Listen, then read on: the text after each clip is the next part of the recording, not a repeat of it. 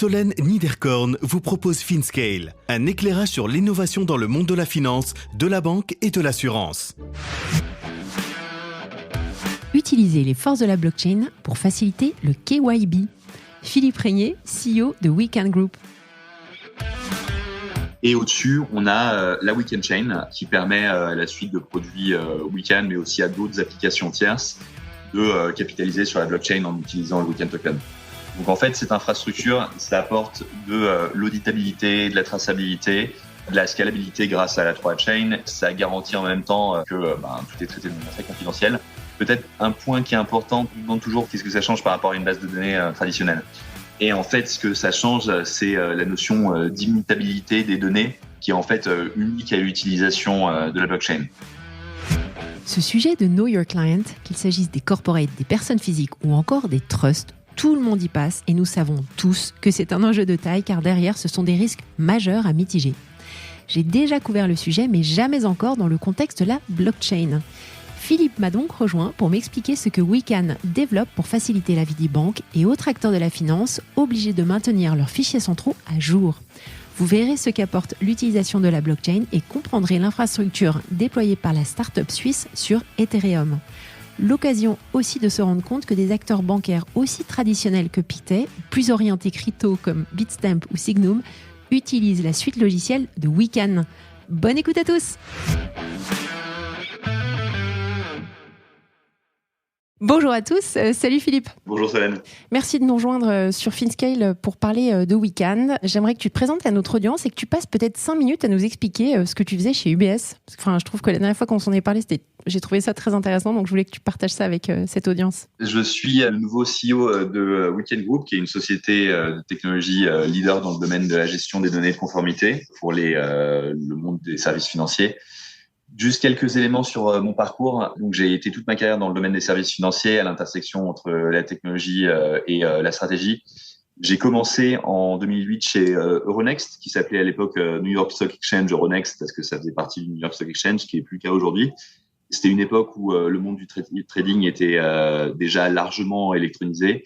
La plupart de mon temps chez Euronext, je l'ai passé en tant que responsable des marchés fixed income, à une époque assez intéressante où il y avait des discussions sur la standardisation du monde obligataire, sur le fait de traiter des obligations dans des carnets d'ordre comme des actions. On avait créé à l'époque une plateforme qui s'appelait Nice Bond Match qui avait recueilli d'ailleurs pas mal de supports institutionnels. Ensuite, fort de cette expérience, je suis parti à Singapour faire mon MBA à l'INSEAD et ensuite j'ai rejoint le bureau suisse du Boston Consulting Group en 2014.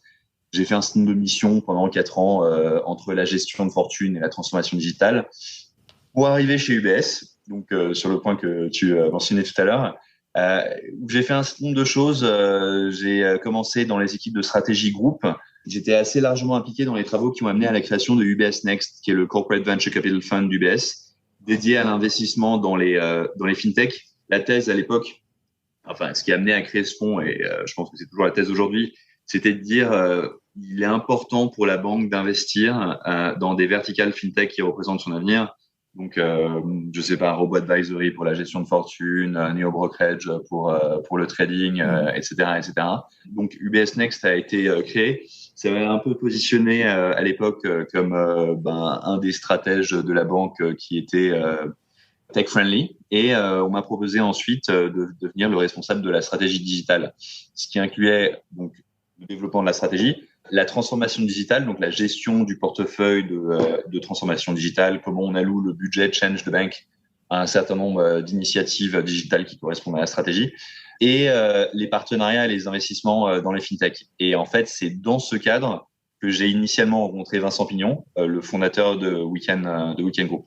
Donc voilà, l'année passée, je suis parti d'UBS pour monter et être Global Head de la practice fintech et crypto de Sheffield Harraf, un gros cabinet de conseil dans le domaine du recrutement de cadres dirigeants et de la gestion des talents. C'est à ce moment-là où j'ai intégré l'advisory board de Weekend Group. Et à la fin de l'année dernière, j'ai été contacté par Vincent et par le board pour devenir le nouveau CEO de Weekend. Proposition que j'ai acceptée et donc j'ai rejoint la société en février de cette année. Super, voilà. Donc l'opérationnel te manquait. Exactement. Exactement. Je voulais me rapprocher à nouveau du business, quelque chose qui était probablement un peu plus en ligne avec mes expériences et mon profil. Super. Alors, comme tu le sais, le KYC, le KYB, c'est un sujet qui m'anime vraiment fort depuis pas mal d'années, notamment dans le secteur financier. Et j'aurais aimé que tu nous expliques en quelques mots la proposition de valeur de Wecan et puis peut-être les solutions logicielles que vous avez à disposition en ce moment de vos clients. Oui, bien sûr. Donc, on est une société de technologie, comme je disais tout à l'heure, active dans le domaine de la gestion des données de conformité, et on a pour particularité d'utiliser une infrastructure blockchain qui s'appelle la Wecan Chain. On a notre propre token qui est mis sur Bitstamp, Uniswap, et on a annoncé notre listing sur notre premier exchange asiatique, MEX, en début de semaine. Le Wecan Token, c'est un élément important de notre target operating model parce que il power en fait, chaque utilisation d'une de nos solutions amène à un ancrage sur la blockchain et chaque ancrage sur la blockchain est facturé d'un token Wecan. Ok. Donc, on a principalement 2 produits qu'on a construits sur cette infrastructure et une multitude de cas d'usage associés. Le premier, c'est Wecan Comply. C'est vraiment notre flagship product. C'est une plateforme sur laquelle des contreparties multiples, ça peut être des banques, des tiers gérants, des trusts ou autres, peuvent échanger des données de conformité de manière efficace, standard, sécurisée et auditable. Et le second produit, c'est Wecan Connect. C'est un produit qui est un peu plus jeune.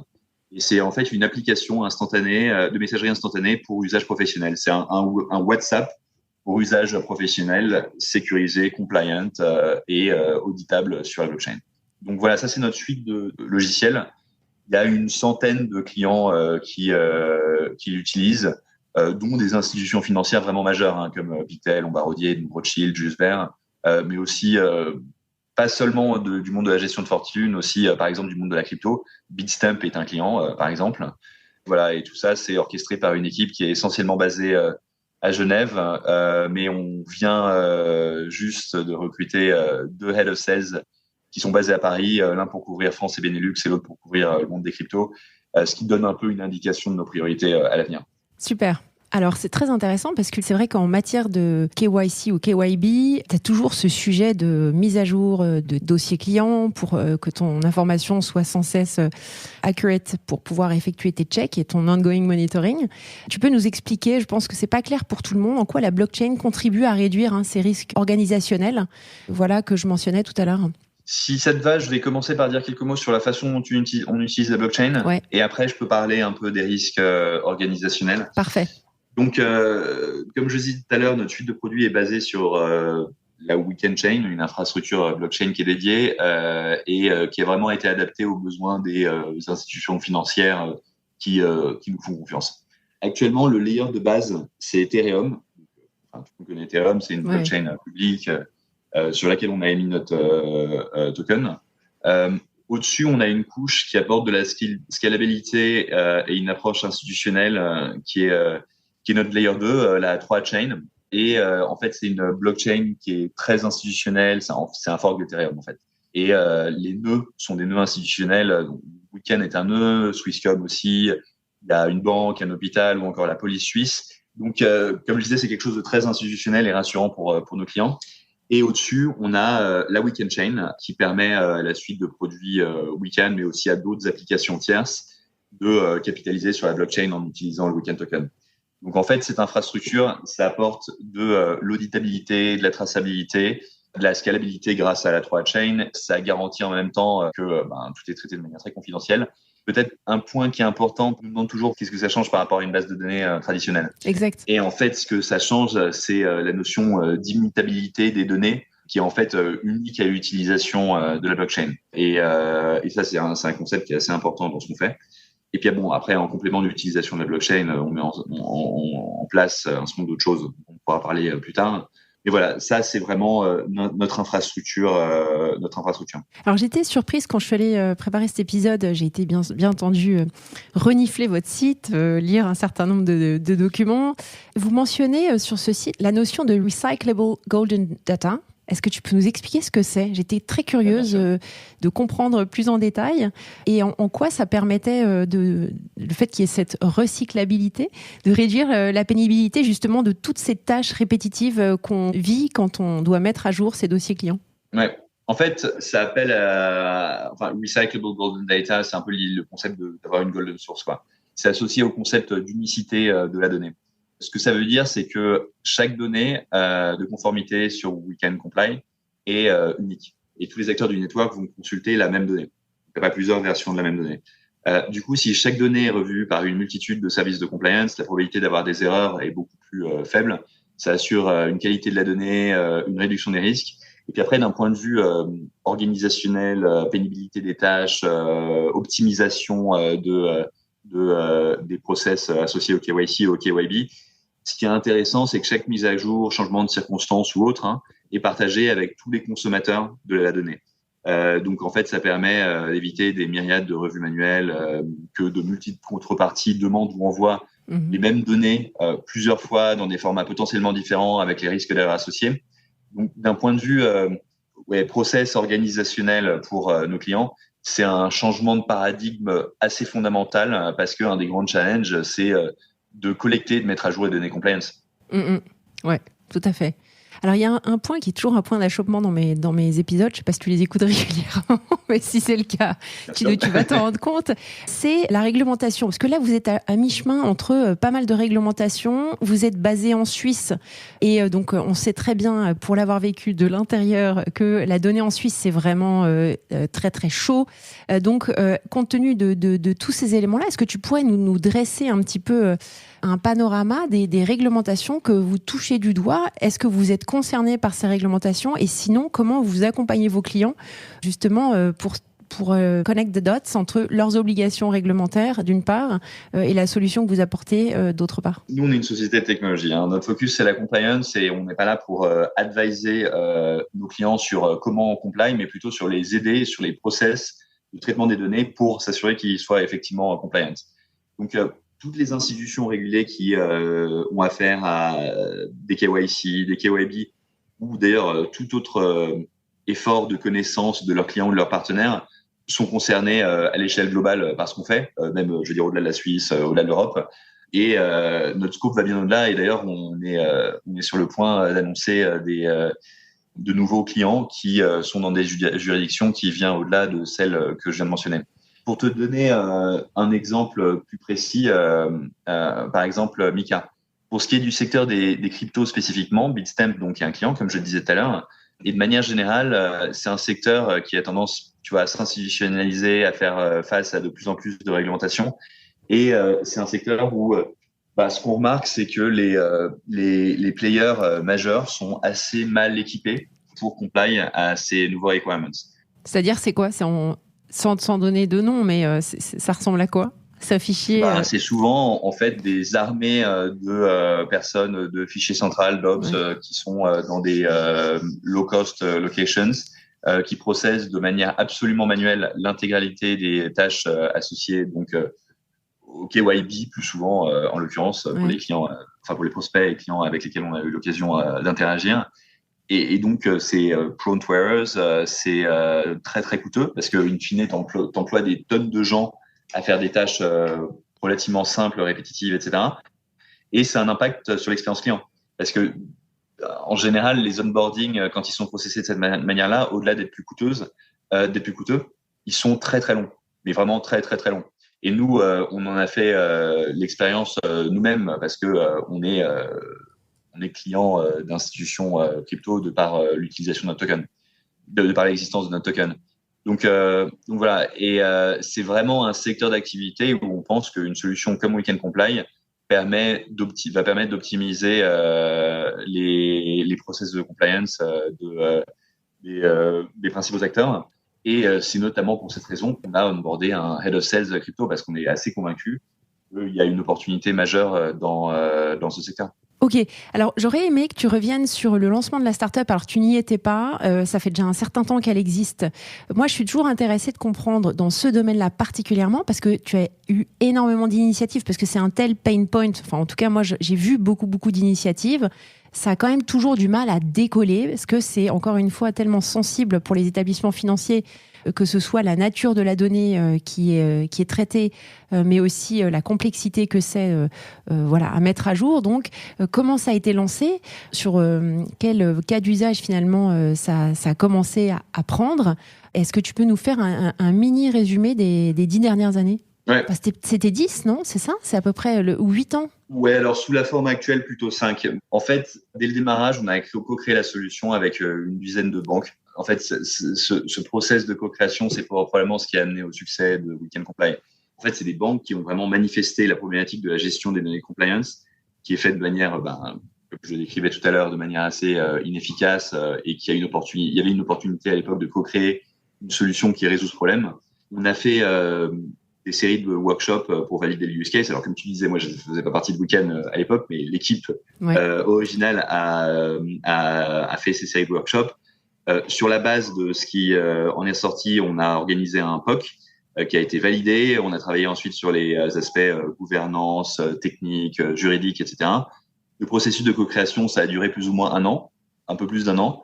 Et puis ensuite, on est passé en production. On est en production depuis 4 ans. On a renouvelé l'intégralité de nos clients importants pour 3 ans. En fait, on fonctionne sur un mode de licence.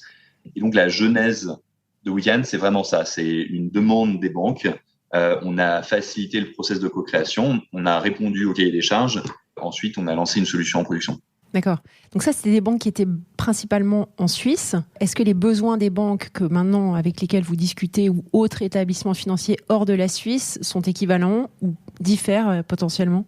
En fait, ce qui est assez surprenant et positif pour nous, c'est que le stamp suisse fonctionne très bien à l'étranger, on va dire. Dans le sens où dans les nouvelles géographies dans lesquelles on fait du business development, notamment celle que j'ai mentionnée, France et Benelux, liée au fait qu'on a recruté un head of sales qui couvre ces géographies, on se rend compte qu'en fait, il y a un peu ce phénomène de Swiss finish. C'est-à-dire que souvent, on en fait un peu plus que ce qui est requis dans d'autres juridictions. Donc en fait, pour répondre à ta question, les besoins sont assez similaires et on en fait plutôt plus que pas assez sur la base des demandes exprimées par nos clients suisses. Ouais. Et quelles sont la nature de vos relations avec la FINMA? Honnêtement, on n'est pas en contact direct avec eux, avec la FINMA. En fait, si tu veux, pour revenir sur ce que je disais sur le cahier des charges, on a cette association, la Blockchain Association for Finance, qui définit les standards des use cases qu'on implémente ensuite, qui définit un cahier des charges in fine. C'est des requirements qui effectivement étaient assez colossaux pour la startup qu'on était à l'époque, mais en fait, ça répond de manière indirecte aux exigences des régulateurs, mais c'est vraiment nos clients qui font face aux exigences des régulateurs. Nous, on fait face à nos clients qui fixent des cahiers des charges sur la base de ce que la FINA leur demande et on essaye d'implémenter ce cahier des charges de la meilleure façon possible. Ok, très clair. Merci beaucoup. Alors, j'aimerais reprendre un use case que j'aime bien parce que j'ai couvert cette clientèle, c'est la clientèle des gérants indépendants. J'ai vu que vous aviez que votre produit répondait aux besoins de cette clientèle-là. Donc, pour les personnes qui ne savent pas exactement de quoi il s'agit, c'est des personnes, des entités qui gèrent des avoirs qui sont déposés dans les banques, mais qui sont externes à la banque, mais qui donc passent par les outils de la banque, que ce soit pour leur activité de banque dépositaire, courtier en assurance, etc. Et donc, finalement, c'est la banque qui va avoir accès aussi aux données des clients ou des sociétés qui sont gérées par ces gérants indépendants. Est-ce que tu pourrais nous décrire concrètement comment ça fonctionne? Parce que moi, je suis toujours très curieuse de voir en matière d'intégration comment votre solution s'intègre aux outils internes de la banque qui sont plus ou moins modernes. Donc, concrètement, si par exemple la banque XY a comme client un gérant indépendant basé à Zug ou à Zurich, comment est-ce qu'elle va interagir avec votre solution logicielle pour mettre à jour ces données clients de ce client gérant indépendant? Ouais, tout à fait. Donc déjà, si tu veux, je peux commencer juste par te dire pourquoi on a commencé par le use case CRM, parce que ça a été une des discussions au cours de ces workshops de co-création dont je parlais à l'instant. Et en fait, on a commencé par le use case CRM pour 2 raisons. La première, c'est qu'il y avait un changement réglementaire qui s'opérait en Suisse. Les EM encore récemment étaient autorégulés avec des exigences réglementaires qui étaient pas faibles, mais qui étaient moindres que celles auxquelles ils font face ils font face aujourd'hui. Ouais. Ce qui a changé, ils sont dorénavant surveillés et en fait, du coup, se poser la question d'établir un KYEM, donc un Know Your AM, qui est vraiment les données que les banques dépositaires doivent collecter sur l'EM lui-même, pas forcément sur les clients finaux de l'EM. L'idée, c'était de commencer par ce use case, qui était un use case qui supposait collecter des données corporate. qui sont relativement moins sensibles que les données des clients finaux. Ça permettrait de démarrer en réduisant le risque et en augmentant l'adoption de la solution directement. Alors après, la façon dont ça fonctionne, de manière très très très pratique, on donne un coffre-fort numérique, pour faire simple, à l'intégralité des contreparties qui sont sur la plateforme, donc, dont le use case EAM, à des EAM et à une custody bank. Les EAM chargent sur ce coffre-fort numérique les données de compliance les concernant, donc des données KYB, des données corporate, les échanges avec la banque qui a elle-même un coffre-fort numérique et donc une interface, reçoit un formulaire avec toutes ces données qui sont remplies de manière standard, et lors des revues périodiques, ils ont juste à cliquer, renvoyer le formulaire avec des données qui sont identifiées comme plus à jour que l'EAM doit mettre à jour. Le gros avantage, c'est que par rapport à un process standard où, je veux dire, avant, on n'a pas inventé ce process, avant que Weekend Compliance, ce process avait déjà lieu, mais les EAM devaient envoyer sensiblement à peu près les mêmes données à à un certain nombre de banques dépositaires différentes.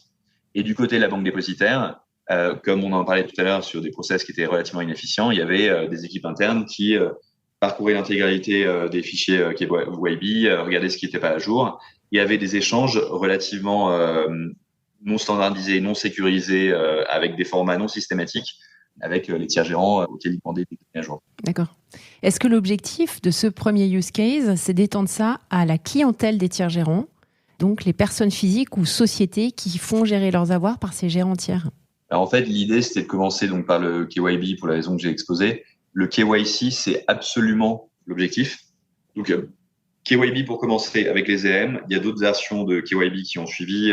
On a onboardé un trust, on a un KYT, un Know Your Trust, qui est un formulaire différent. On a des formulaires de KYB différents, par exemple ceux qui sont utilisés par Bitstamp pour l'onboarding de leurs clients institutionnels. Et donc la grande avancée cette année et ce qu'on va bientôt passer en production, c'est le KYC. Donc, comme je disais,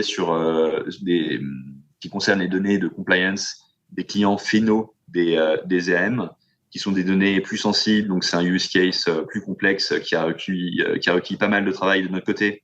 Et nous, on est prêt techniquement à gérer ce use case et du côté de nos clients également. On a un POC actuellement en cours et on souhaite passer en production bientôt. Mais donc, effectivement, la grosse thématique d'un point de vue produit pour 2024, c'est le KYC. Donc, ça voudrait dire que moi, Solène, si jamais j'ai un compte qui est déposé dans la banque X et dans la banque Y, je dépose une fois mes données au travers de Weekend, c'est ça? Et je donne accès à banque X et Y à mes données? Ça ressemblera à ça ou pas? Par le truchement de ton EM, mais ouais. Ok, ça ressemblera à ça. D'accord, top. Ça serait formidable. Et je dis pour des places financières qui croisent en fait beaucoup de clientèle institutionnelle, clientèle professionnelle, comme la Suisse et le Luxembourg, c'est des use cases, ou même l'Irlande, Jersey, etc.